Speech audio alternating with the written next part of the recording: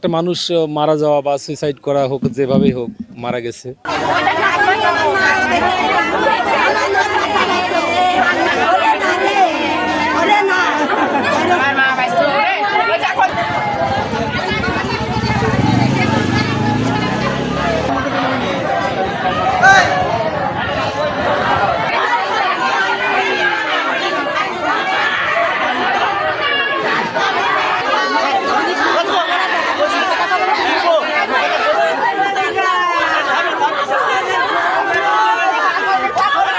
মসজিদ হোক আর মন্দির হোক, এটা তো পবিত্র স্থান।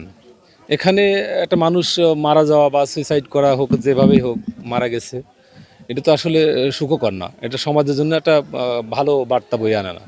তো আমরা চাই যে এটা আসলে আত্মহত্যা কিনা হত্যা, এর সঠিক তদন্ত করে প্রশাসন একটা ভালো ব্যবস্থা নিক, সেটাই আমাদের চাওয়া। আমি যেটা মনে করি যে ধর্মলয় মানুষকে শান্তি প্রদান করে, এবং মানুষ হলে যে ধর্মলয়ে আসলে তার মন মানসিকতা পরিবর্তন হয়, এটা আধ্যাত্মভাবে।